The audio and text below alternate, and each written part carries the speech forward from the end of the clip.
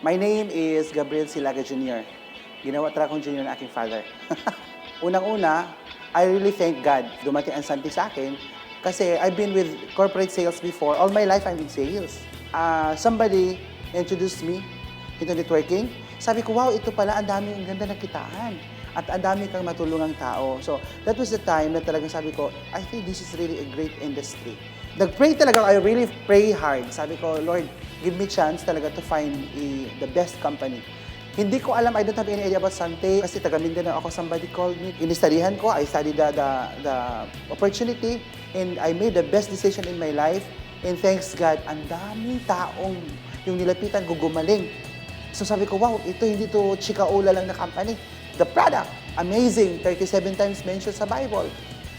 Recognized by science as the most nutritious of all plant foods. Kompleto siya. It's called superfood.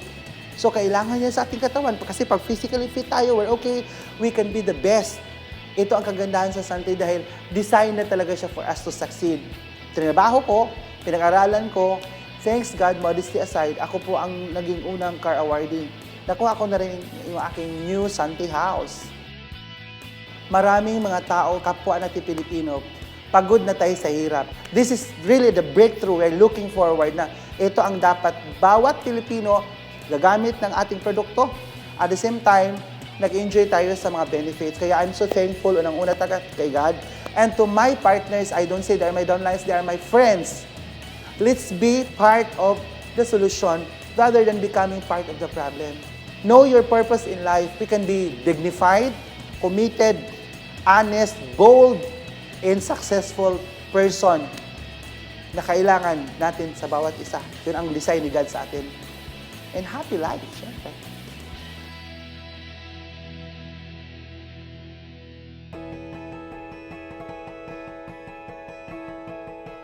Since 1987, napunta ako sa Pasig. Pumasok ako as a boy sa isang garments. Tumagal ako ng almost 18 years. Doon ko nakilala yung misis ko na nung time na yun, may sakit na yung misis ko. Diagnose sa kanya ng doktor niya sa lung center is punggo sa baga. Kahit anong try niya lang ng mga synthetic drug, hindi siya napapagaling. Nag-abroad, naging full-time sa church. Yun yung mga naging work ko. Pagbalik ko sa galing Saudi, may sakit ako. Noong 2011, napunta ako sa Sante as a driver ng isa sa mga director natin. Yung manugang niya mismo ang kumulit sa akin para bilhin yung package nila na Sante Barley. Yung anak ko naman noon, mayroon siyang back pay, pambili niya ng cellphone yon na ayaw pa niya ibigay sa akin. Sabi ko, bibili ko ng gamot ng mama niya. Na hindi ko akalain, yung 4,000 na yun yung magbabago ng buhay namin. Dapat babalik pa ako ng abroad. Pero noong time yun, kinukulit ako ni Mama Net. Sabi sa akin, huwag ka na mag-abroad kasi yung binili mong package, may susi dun eh. Tuklasin mo kung ano yon. So, nakinig ako sa kanya, inaral ko yung business, uling baraha ko nito. Edad ko kasi na 46. Anong papasukin yung trabaho? Kumbaga yung Sante, total package sa sa'yo. Once na mag-take sila ng barley, sila na yung magkukusa na magtanong sa'yo ng business. Ganun kaganda yung produkto. Kung sa kitahan naman, sobra, magsasawa ka sa kitahan. Basta sipagan mo. At ang pinakamaganda dito, ang sikretong naaman ko talaga dito, huwag kang tumigil. Paniwalaan mo kung ano yung nakita mo, paniwalaan mo yung kung ano yung meron ka sa sarili mo, at kung ano yung pangarap mo, kukunin. Sobrang ganda. Dito sa Sante talaga, ini-encourage ko ang lahat na gawin ito.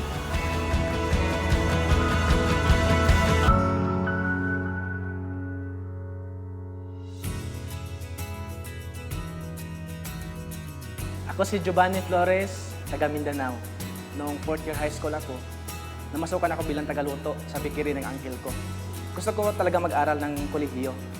So dahil sa mahirap ang pamilya namin, kinaral ko nila yung bakery. Almost 8 years ko pong ginagawa yung trabaho na yun. Nag-join po ako sa kumpanya na to dahil po sa produkto. Yung papa ko kasi nag-bedridden almost 1 month kasi nasira yung kidney niya. Dahil po sa barley, 1 week lang po nakatayo yung papa ko. So doon ko nakikita na maganda talaga yung produkto. Sabi nang nag-invite sa akin si Upline Gabi, i-try mo yung negosyo. Ginawa ko itong part-time almost 1 year and 2 months. Nag-attend ako ng mga trainings kasi yung mga magulang ko, tutol talaga dito eh. Mabubuhay naman kami doon sa lugar namin kasi meron kaming 7 hektarya ng lupa. No? I believe na kung ano man ang buhay Kung ngayon, yan ang desisyon ko 5 years ago.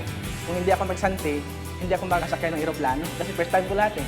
Mayroon na akong bahay at lupa, mga gadgets na pinapangarap ko dati, nakabili ako ng sasakyan, cash po yun. Dream ko din dati na gusto ako mag-abroad kasi maraming pera. So dito sa Sante, nagpunta kami ng abroad na hindi nagtrabaho, namasya lang. Huwag na kayong magduda pa sa kumpanya, sa marketing plan, sa product. Kasi ako po ang living testimony, ordinary person, naging extraordinary. I am blessed kasi isa po ako sa pinakabata na naging part sa Executive Millionaires Club ng Sante. Kung ano man ang narating ko sa buhay ngayon sa Sante, kaya nyo ding marating. Sabayan nyo na ang Sante International.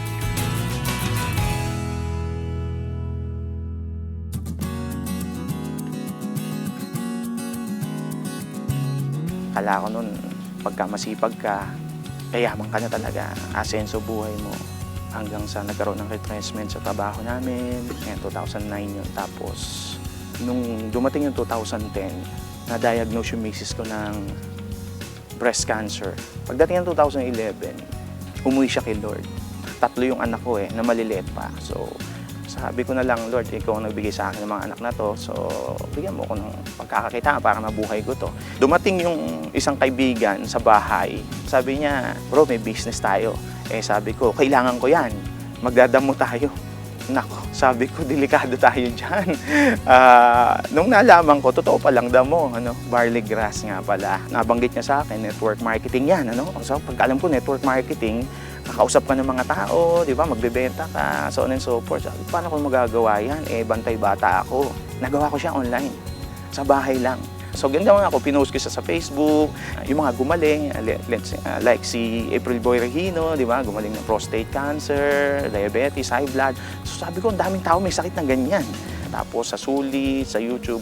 So, after 3 months, medyo kumikita na ako, naka-hire na ako ng kasambahay. So, after 2 years, nagkaroon na ako ng Montero, sports car. Ay, hindi ko hinagap din sa sarili ko yan na magkakaroon ako niyan. Kasi 14 years akong empleyado, bisikletang bulok, hindi ako makabili. Kasi yung sweldo ko na 15, pambayad ng 30. Sweldo ko na 30, pambayad na puro utang. Kahit sino ka parang movie lang yan Pwede mong gawin to at pwede kang umisenso. Depende yan sa paniniwala mo. Kasi nagawa namin, nagawa nung iba. Ang sabi ko nga, nagawa nung iba, bakit hindi ko kaya? Kaya kung ako sa'yo, tuwing ka na, usap tayo.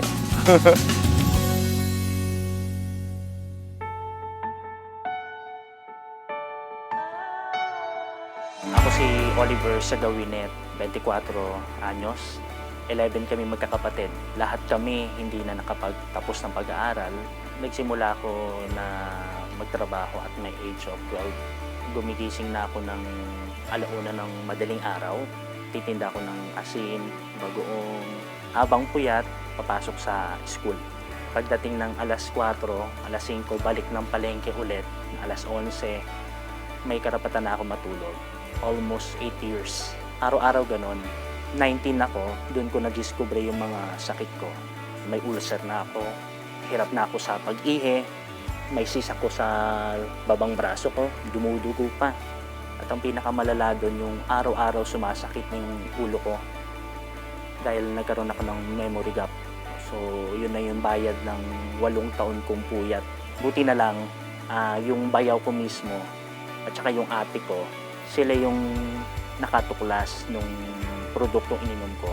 Nagulat na lang ako kasi bigla silang dumating. In just a matter of 1 year, nakapajero sila. Ano nangyari? Dahil sa ako mismo, tiwala ko sa kanila. Pinagkatiwalaan ko yung produkto.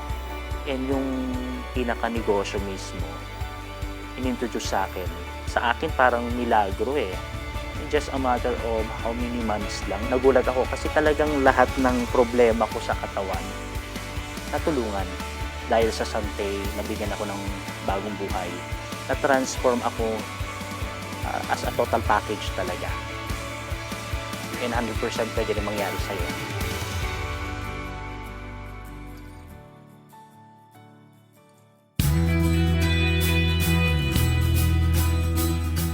May negosyo akong pinasok, kaso 2010 bumaksak, milyon ang utang ko during the time. Wala naman akong daytime job. So wala akong inaasahang sasahurin kinsenas katapusan. And then may nanay pa akong pinapagamot. I have to spend 12,000 a week para sa dialysis niya. And then kapapanganak lang ng misis ko. So just imagine gaano kami kagipit pagdating sa pera. Last quarter ng 2010, sabi sa akin nung ninong ko sa kasal, Jun, since hindi naman nagwo-workout na yung business mo, ba't hindi mo subukan ng Santay? Then pinaresent nila sa akin yung produkto, pinaresent nila sa akin yung marketing plan, pinasok ko siya. Ang nakita ko kasi sa Santay, unlike doon sa traditional businesses ko, pwede ako magsimula ng maliit lang ang kapital. Dati lagi namin pinag-aawayan ng pera, kami mag-asawa. Kahit ayaw namin, pero yun talaga eh. Kasi nai-stress ka sa problema sa pera, so talagang pag-aawayan mo. Pero ngayon iba na. Ang anak ko ay na-enjoy niya yung mabubuting bagay. Nag-aaral siya sa magandang school. And then, because of Santay also, no, yung mga travel namin libre na. In fact, lumalabas kami ng bansa thrice a year. No, yung pera ay hindi na namin pinag-aawayan. Pinag-uusapan pero hindi na pinag-aawayan. Right now ba, are you living your dreams or just living your life? Halos lahat ng tao may pangarap. Pero sad to say, karamihan sa kanila, they are just living their life. Alam mo yun, parang wala lang choice kundi mabuhay. Pero ito yung good news ko. With Santay, you have the chance to live your dreams. Ako dati ganun lang din eh. Yung buhay ko, survival. Pero as of now, I am living my dreams.